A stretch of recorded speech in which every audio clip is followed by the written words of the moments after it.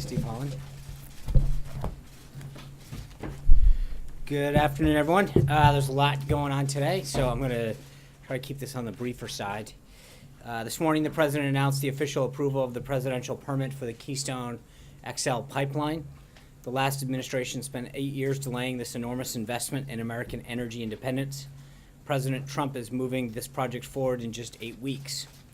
And just as he promised, it's an even better deal for the American people than before he took office.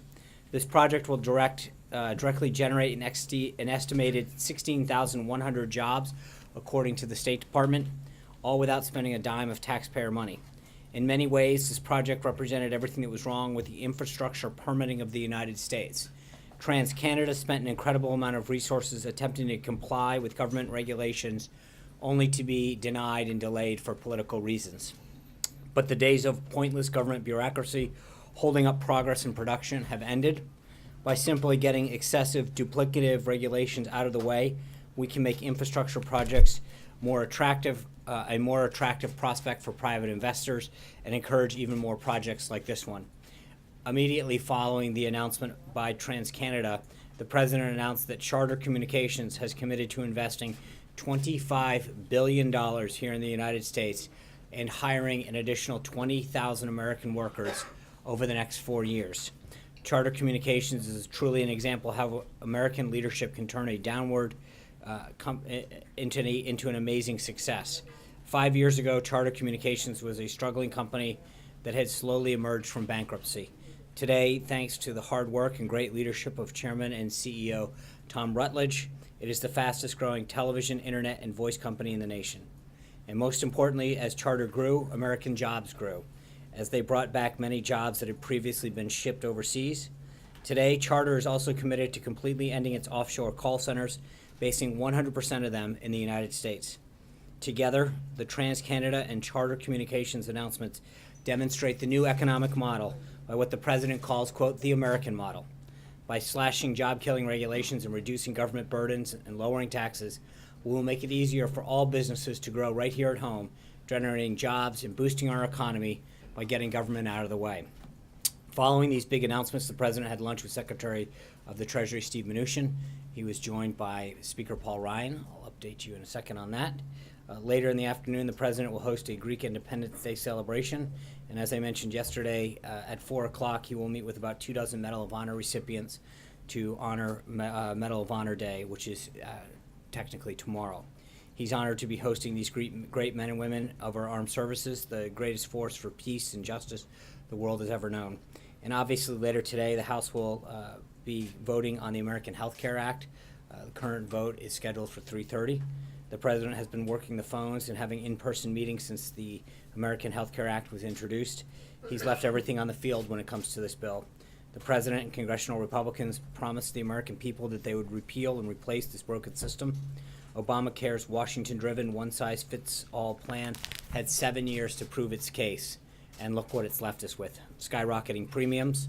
On average, premiums for Obamacare benchmark plans increased 25% in 2017.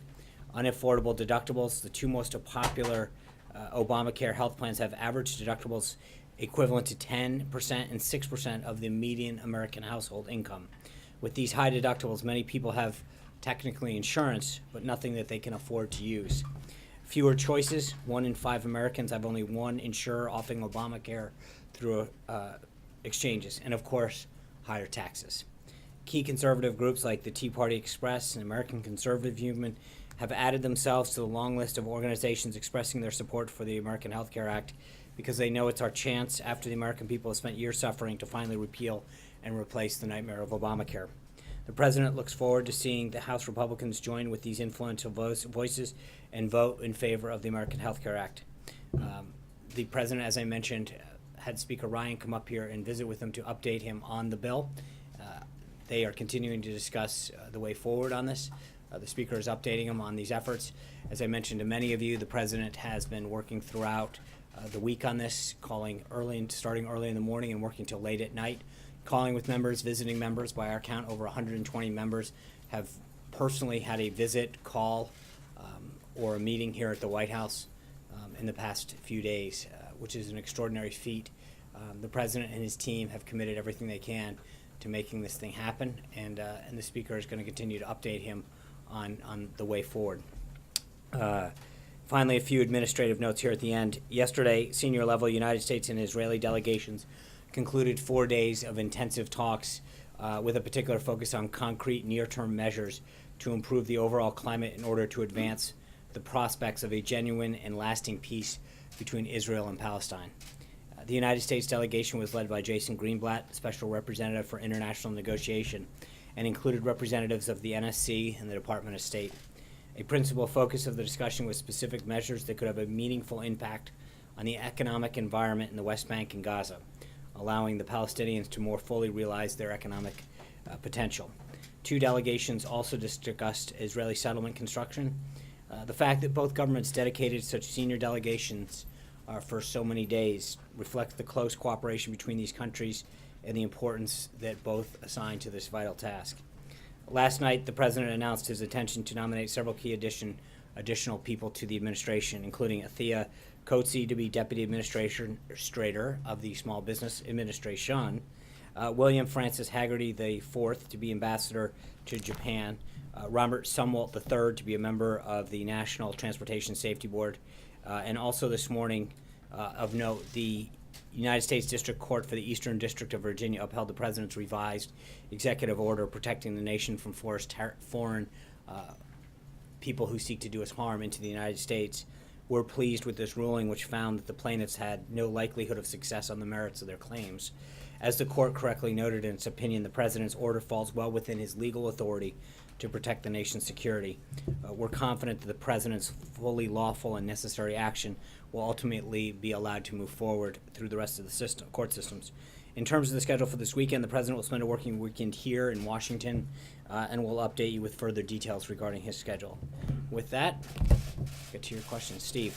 Is your understanding that you don't have the votes to pass the health care legislation? Is that the message that Speaker Ryan delivered today? And if so, what lessons do you draw from this process? Well, I think the speaker's currently having a conversation with them to talk about where that vote count stands. He's working with the members. The president made a sell. He had the Tuesday group here. There were 17 members here. 16 walked out as a yes.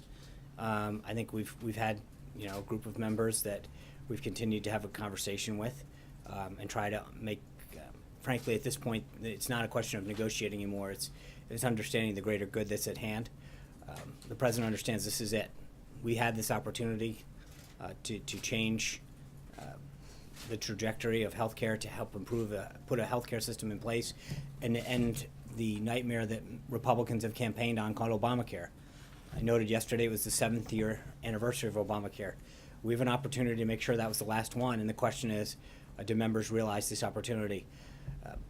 There's no question, in my mind at least, that the president and the team have left everything on the field. We have called every member that had a question or a concern, tried to the extent possible, take into consideration ideas that would strengthen the bill, and it's now going to be up to the members of the House to decide whether or not they want to follow through on the promise of that. But we're going to continue to work with the Speaker and the leadership there to see where the votes are. We're getting closer and closer. But you need to get to 216, and they've started 4 hours of debate. I expect a vote somewhere around the 3:30, 4 o'clock hour. Let's see where we go. Hunter. Yeah, thank you, Sean. We're hearing that Paul Ryan and Mitch McConnell wanted to do a clean repeal and then replace over time. In retrospect, would that have been a better approach? And in general, do you think Paul Ryan has handled this well? I don't know that that's entirely the case. I know that this was a joint effort. This is something that the House determined in terms of the three-pronged approach that we had.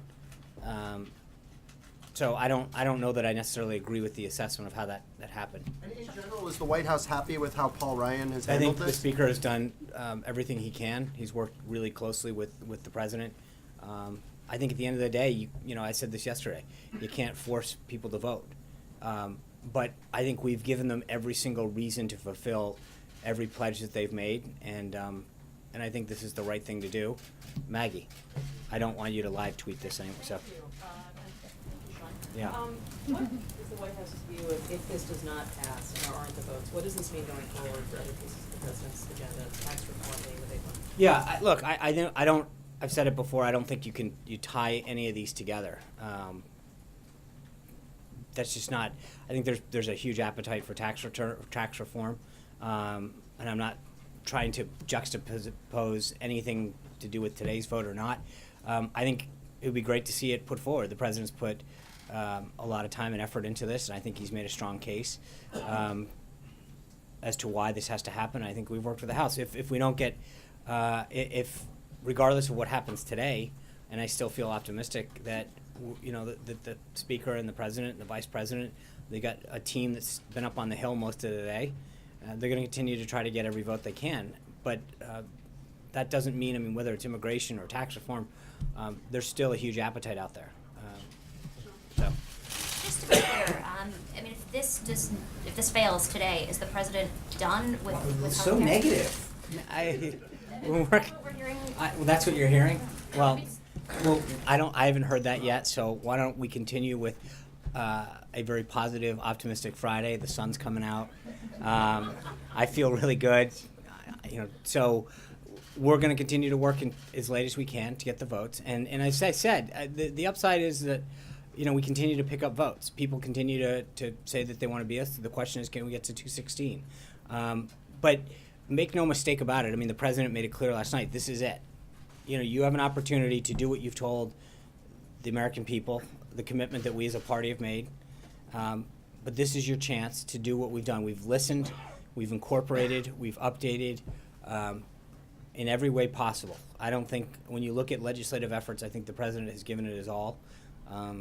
And I think it shocked a lot of people, frankly, how very, very detail-oriented, how personal it was for him, calling members, as early as 6 in the morning, going to 11 o'clock at night the last several nights, sitting down, meeting after meeting with them, coming back and revising it, having his team back and forth. Everything's out there. And I think each of these members needs to make that decision, whether or not they believe that they've, at some point you can only do so much is what I would honestly tell you. And I think everything that we can possibly do to listen to members, to get their concerns in this piece of legislation, to make it as strong as possible for the American people, has been done. But is the president comfortable then with Obamacare continuing? And what does he say No, to his he's not. supporters? I mean, of course he's not. With a promise that he would repeal this. I mean, I'm not even sure where to start with that. No, he's not, which is why he's literally put as much effort as he has into repealing this. But he's made it clear that this is our moment. This is our opportunity to do it. But it is now up to members to make that decision whether or not they want to be part of this effort to repeal Obamacare. And if they don't, and I think for a lot of you saw the president's tweet this morning, I think for a lot of these members who life is an important issue as well, this is your opportunity. But it's ultimately them that have to go down to the floor and cast that vote. And I think that, we've been able to cast a bunch of votes over the past couple of years when you knew a president wouldn't sign it. You now have a president that's going to sign the bill if you pass it. And now is that time. Zeke. 8 or so months ago, the Republican National Convention, the president said to the American people, I alone can fix it. Throughout the entire campaign, his message to his voters, the American people, was he's a businessman. He knows how to get deals done. He knows how to break the gridlock in Washington. He knows how to. He's the closer, is what you said earlier this week. If this vote does go down, what does it say about the president? Is the president humbled by this process? And is he, will he readjust? Let's readjust his not. administration going forward? I'm not, like I said to Jill. I'm still optimistic. I feel like we're continuing to work hard. But at the end of the day, you can't force somebody to do something. I think there's nobody that objectively can look at this effort and say the president didn't do every single thing he possibly could with his team to get every vote possible. And I think that's why, I still feel good about this. But, we are where we are, and members have got to make that decision for themselves. This is the final hour to make that decision. Blake. John, is it under any consideration to pull the bill at all between now and then? You guys are so negative. Well, there's reports out there. I understand, that that's part but of the thinking. there are reports out there. The speaker and the president are talking now. The leader and the whip are, doing their vote counts. The debate is ongoing. we're going to continue. We are proceeding with a 3:30 vote as scheduled. John. Take me through some of, if you don't mind, the thinking yesterday when the bill was pulled and then the president had made the decision, or his team, they went to the Hill saying there's going to be a vote today. At what point did he make that calculation? Why did he make that calculation? Can you bring us through some of that? Yeah, thinking? I mean, there's a couple things. One is I think we wanted to be as open as possible with the vote. Having it on the current trajectory last night, it was going into the wee hours of the morning, and I don't think that for all that we've talked about, that wasn't the appropriate way to vote. I think we decided to work with the House and ask that they postpone and make sure that it was done in the light of day. But I think that he's had enough discussions, and it is not about improving the bill anymore. I think he has taken into consideration every member's thoughts and concerns and relayed those to the House. And I think to the extent that this balance of trying to get to 216 in this case is such that there are some people that come in with ideas and you say, if you do that to get your vote, I'm going to give up 26, or to get these 3, I'm going to give up 12. And I think we have struck in the right balance right now and incorporated it, and it's the strongest possible bill. But he's going to continue to work as hard as he can until the very end. Charlie. How important is a live vote to the White House and to the president watching to see who's on his side and who's not? We know. I mean, we have a whip. I mean, we've seen the whip counts. The whip, Mr. Scalise has done a phenomenal job with Leader McCarthy. We know who's, where the vote count stands, and so it's not. We don't need a live vote to tell us where the votes are. People have been pretty straightforward with where they are and what their outstanding issues are. The president and the speaker are meeting right now. Can you tell us anything about the character of that meeting or what exactly they're looking at going forward? Well, they're discussing. They're not looking. They're sitting down and talking about where it stands, some of the outstanding issues, and whether they're onesies or twosies or five. How many? What are the concerns and outstanding issues of some of the blocks and some of the individuals, and having a discussion on that. Anita. Sorry. If there's somebody that's going to ask when it passes, and you can. Okay, well, do you want to have a briefing right after the vote? Okay. All right, you got score 1 for you. If the bill doesn't pass, does the president still have confidence in I think he Speaker answered Ryan? that question earlier Well, today. does he think that he should step down if it doesn't pass? He answered that question earlier, and he said he did. So, asked and answered. And then logistically today, after the vote, whatever happens, how will we get a response from you all? Electronically or verbally, but one of the two. Peter. Thank you, Sean. This is the president's first foray into the legislative sausage-making process, so to speak. Yeah. Has he reflected at all on the experience? I mean, how does he feel it differs from, for example, negotiating a real estate deal, a business deal? Is it more complicated? Is it trickier? What's his feelings about it? I think we'll have plenty of time to reflect on it after we do this. So I'll know. I know that I'll just leave it at that for now. Kristen. Thanks. Without prejudging the outcome of the Thank vote. you. Does the president in any way regret pursuing health care first, given how complicated it has been? No. I think if you think about it legislatively, in order to maximize, and I know this for most people it doesn't make a ton of sense, but the savings that you achieve through the first reconciliation of healthcare, which we're doing through the 2017 budget process, which still continues, allows us to utilize the savings in that process to maximize additional tax reform measures that will start in the FY 2018 reconciliation process. So while that sounds like a ton of inside baseball gobbledygook, the reality is in order to maximize tax reform, both on the corporate side to make our businesses more competitive and to give individuals, especially middle-class Americans, more tax relief, doing this in that way maximizes the amount of savings that you can use for the second reconciliation package, which would be tax reform. Doing it the first way, you can do, but again, you're not going to achieve the full potential that you could if you did it the way that is happening now. But that being said, I mean, it's not a question of, we all knew how big this was. It's 1/5 of the economy and what it took. The issue is that I think, the disparate interests that are there and some of the process explaining, if you will, that understanding the way that this is happening, and I think legislatively it's complicated. And for a lot of folks, that just understand, why can't you do it all in one foul swoop? What's the Byrd rule? What's reconciliation? Why do you have to do it in 3 phases? I think for a lot of people that is a little bit complicated to understand and and it's not just a question of understanding. I think one of the other things that the president and the team have found is that there's a lot of issues where people are wondering, well, if I vote for this, how can I guarantee that I get something in phase 2, which is the administrative pieces that Secretary Price would institute. And then third is, well, these legislative things that will take 60 votes that complete the overall package.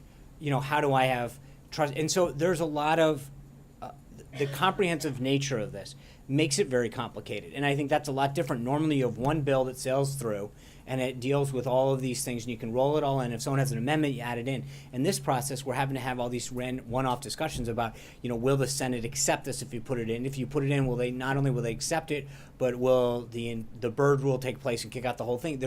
That complicates this probably like nothing else. Understood.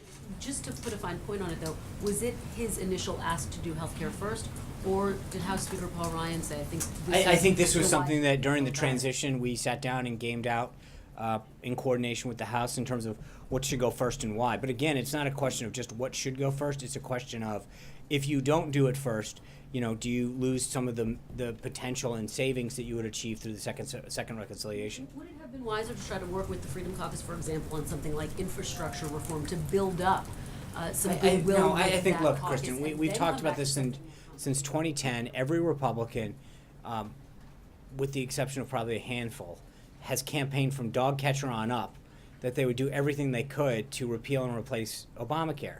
And I think to get in and say, hey, you should have done something else, wouldn't be fair to the American people who have said, okay, I'll vote for you, but I want you to fulfill this pledge. And just finally, does the buck stop with him on this? Well, I mean, like I said earlier, you can't force someone to vote a certain way. I think in the sense that, has he done every single thing? Has he pulled out every stop? Has he called every member? Has he tweaked every tweak? Has he done every single thing he can possibly and used every minute of every day that's possible to get this thing through? Then the answer is yes. Has the team put everything out there? Have we left everything on the field? Absolutely. But at the end of the day, this isn't a dictatorship, and we've got to expect members to ultimately vote to, how they will according to what they think. But I think as the president made clear, they're the ones who have to go back and answer to their constituents why they didn't fulfill a pledge that they made. Non-healthcare question for you. Regarding these documents that Devin Nunes says show incidental intelligence collection of identifying information about people associated with Trump campaigns, can you categorically rule out that Chairman Nunes received or was alerted to these documents from someone at the White House? I'm not aware of where he got the documents from. I don't know. Can you rule out that I they came mean, from the White House? I can't. I don't know where he got them from. He didn't state it, so I don't have anything for you on that, and so I cannot say anything more than I don't know at this point, Cecilia. So if the president has done everything he can possibly do, and the speaker has done everything he can possibly do, the team has put everything on the table, who's to blame right now for this holdup in your Well, eyes? again, let's wait and see how this thing. I'm not assigning blame. Well, but you wanted to vote even last night or this morning, so there is a stall. So from last No, night to no, this no. We morning. did want to vote last night, and I think as I mentioned, as we got into the evening hours, the idea wasn't to bury this at 12 o'clock or 1 o'clock in the morning. Initially, you were asking for one yesterday, and there was a statement from your No, press no, office that and asked I'm, for no, one no, this morning. and I'm not backing away from that. We wanted a vote yesterday, but as the process went on, we realized that vote would occur probably actually into today, in terms of like calendar wise, and that doing it at 1, 2, 3 in the morning was not something that would be in keeping with what we had promised. So who's to blame for the stall? I right don't. now? Is the There's no. Freedom Caucus? Is it- I think it's not a blame right now. It's a question of getting all these members together and dealing with all. I mean, you've seen the activity. You've seen the members go back and forth. It's right now we're still in that active discussion phase with trying to figure out who we can get on board and whether or not we can move forward. But we're not there yet. But you put this ultimatum out there. Is the president right now still confident that he can see this bill through? That The you president is will confident repeal that and we have replace done Obamacare? every single thing possible, made the case, updated it, added, and done everything to listen to the concerns and to do everything that fulfills the promises that we and members have made with the American people. John. Thank you, Sean. Without prejudging the outcome of the vote today, but focusing on your comments and the president's saying this would be a vote against life if people voted Right. against it. Several Republican members said they did not want the vote on Planned Parenthood in this particular bill. Congressman John Faso of New York was particularly outspoken. Did anything come up in the negotiation or from the White House of saying they guarantee a separate vote on Planned Parenthood and leave it out of the bill? I'm not aware of that, John. I'm not aware that happened. The White House, from your tone and the president's, the White House wanted the Planned Parenthood vote in. I'd have to go back and look at, there's a lot of discussions that go on. I honestly can't remember how or when that came up. The other thing I wanted to ask was that the last two members who announced they were no, Chris Smith and Frank Lobiando, Republicans of Right. New Jersey, both cited the number of Medicaid recipients in their district as their premier reason. Congressman Lobiando said in 3 counties, 30% of his constituents were on Medicaid and he wanted no damage. Was there anything discussed on Medicaid? Was it on the table in the negotiations? Well, I know that there was a discussion about the expansion of Medicaid and some of the work requirements with respect to able-bodied Americans who are receiving that. But, you know, I would say this, John, one of the things that, not member-specific to either of the members from New Jersey, is that members have to understand that the current system is unsustainable. So if you vote no today, then what is your alternative? And what do you want? Because right now, there's a lot of folks that have said they're gonna vote no, which is, you know, their prerogative. But at the end of the day, the current Obamacare system will collapse on its own. And so the question that they have to ask themselves, or that they're going to be asked by their constituents, is then what is your alternative? Because right now, this is the choice that will save the system. The other choice is to do nothing, and that is going to collapse the system. Amen. Thanks, John. The stock market's been largely looking at this as a proxy for how you're going to do on your tax cut proposal. Can you give me a sense of what the lessons learned here are about how this was handled that you might apply to the tax cut Look, proposal? Amen, I've discussed this earlier. I'm not going to start getting into lessons learned while we're in the middle of debate of a current bill. I mean, we'll have plenty of time. If you want to stop by over the weekend, we can talk about, you know, I'm glad to sit down with you on that. But again, we're not, right now, we're focused on getting the votes. The House has a vote scheduled. That's what our focus is, not to figure out, you know, we'll have plenty of time for that. Jen. Is the president going to just simply wash his hands of this today? If it doesn't You go his got, way? look, we're not, the president's going to wash his hands several times, but I don't know. A central campaign promise of the president of the United States. I understand that, and so I get it. So slow down. Let's turn on C-SPAN, and I'll watch this together, and then we can discuss what happened. Jen. Treasury Secretary Mnuchin was talking this morning about doing tax reform by the August recess. Mhm. Do you think that that's a reasonable timeline, and why the rush? Are there any lessons learned from this healthcare debate that would say we should Again, do I that think quickly? tax reform is something that we've talked about. There's plenty of time. I think it's a goal, and I think it's an ambitious one, and I think it's one that we're going to try to stick to. But let's get by today, and then we'll lay it out. But I think tax reform is something that the president is very committed to. If you've seen him very publicly in the last couple open events talk about how excited he is to move on once this is done to tax reform, because he understands both sides of this, that the business piece of this, we are so uncompetitive when it comes to our other worldly competitors in terms of our tax rate. And that when we have these discussions about keeping companies from either shipping jobs overseas or growing, bringing back jobs to America, the two things that come up over and over again are our tax rate and our regulatory system. And I think he understands that on the tax front, we can be a lot more competitive with the rest of the world in growing American jobs here at home and, frankly, expanding manufacturing if we lower that. But also that the American middle class desperately needs and wants a tax break. And I think the more that we can do with that. So this is something that I think we're going to be continuing to work on, and we'll have more on that later. Trey. Sean, how much credit will the president take for the outcome of this health care bill? I'm going to refer you to like the last 8 people. Let's see where we go from here. Quick follow-up. Yeah. Is the White House still as confident as they were earlier in the week, and is the president still as confident as he was earlier in the week that this health care bill will pass? I would suggest to you, it's my answer that I said to Kristen is that we are confident that we have done everything. And it is now up to voters. I mean, the reason the president called for a vote, and respectfully, obviously it's not up to us, but the reason that he asked Speaker Ryan and Leader McCarthy to call for a vote is we've done everything. We've done every single thing that every meeting, every call, every discussion, every idea has been out there, adjudicated, listened to, and I think that now's the time for the vote. And so we're a couple hours away, and let's see where we go. Does the level of confidence remain? I think in the sense of what we did, yes, Peter.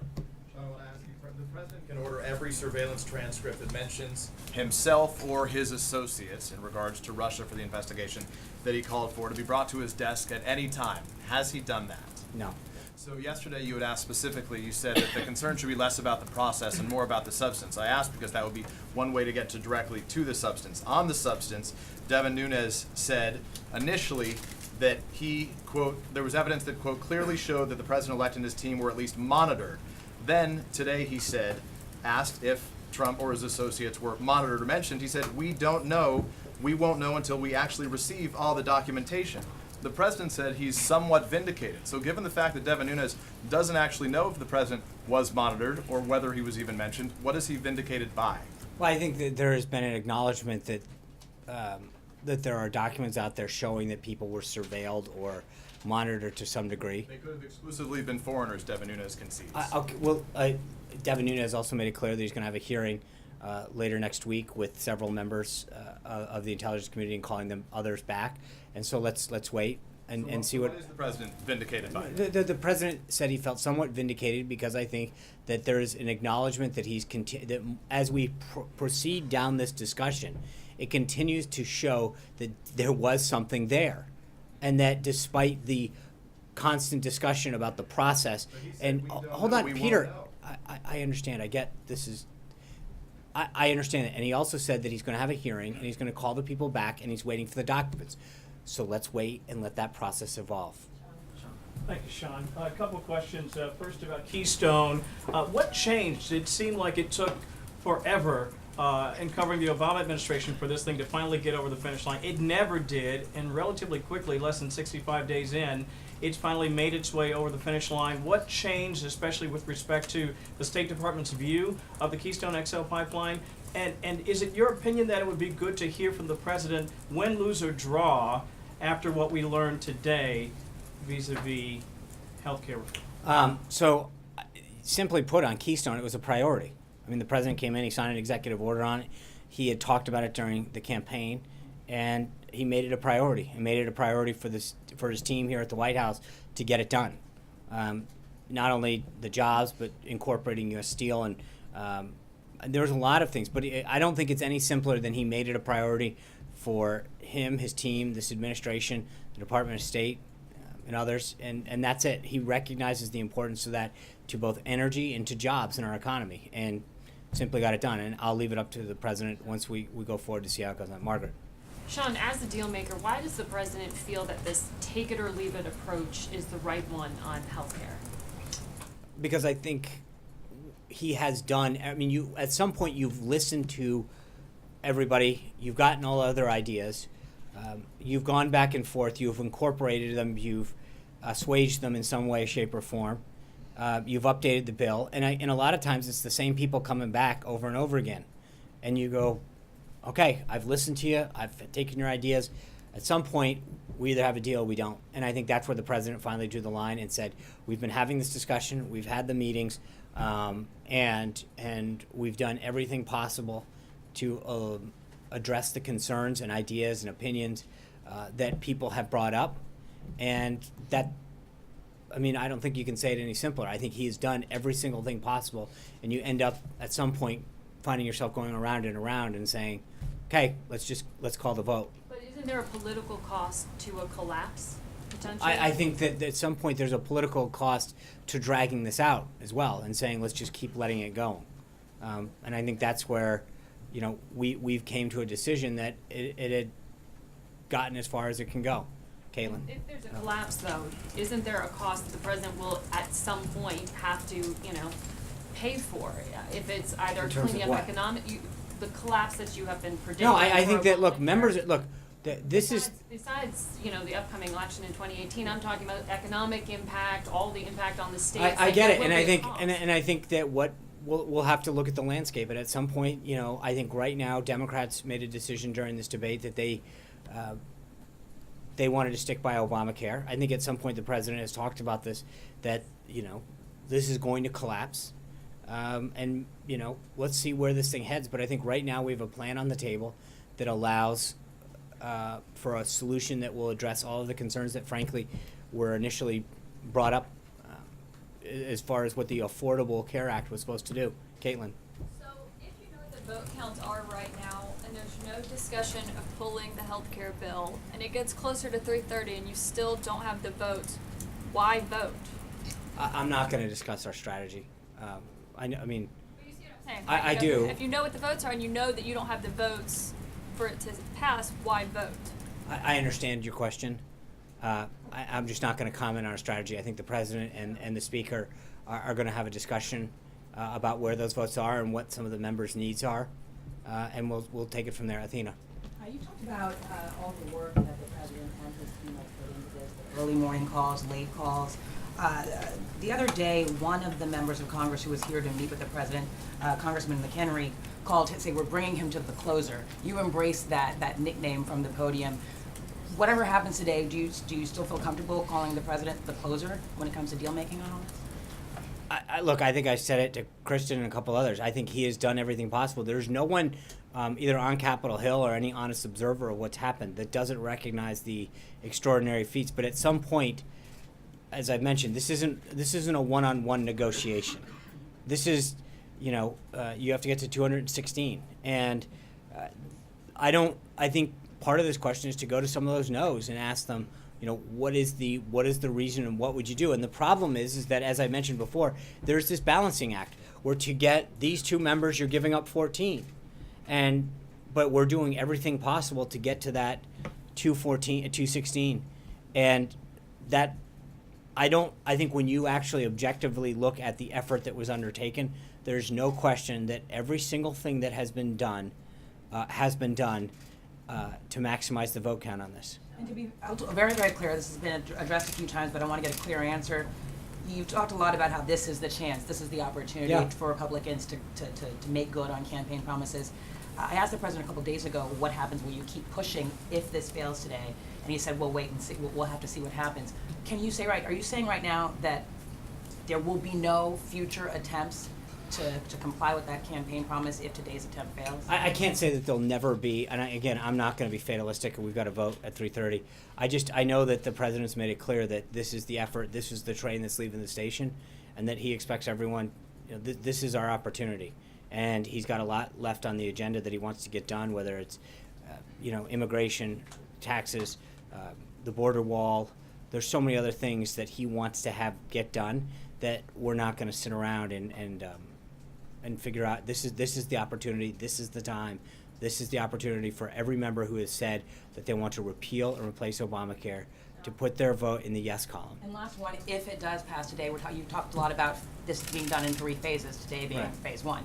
Phase 2 and phase 3, one of the problems I think is that this is not information that is in scorable form. The steps that Secretary Price might take and then what may Right. end up in this final bill. Is there Well, I don't know anything yet. being At some done- point, maybe it can be. I mean, Can you put the administrative steps that the Secretary I don't Price- know. That's Is that something that's being attempted to be done? Because that's the kind I of think right information now I we're think kind of members want. focused on the vote, but I think that we'll have either OMB or CBO take a look at not just the other elements, but can you look at it in its totality? I don't know but that's a good question that I can have the OMB folks address potentially with the CBO folks. Thank you guys. I'm sure we'll have some additional updates for today. Thank you.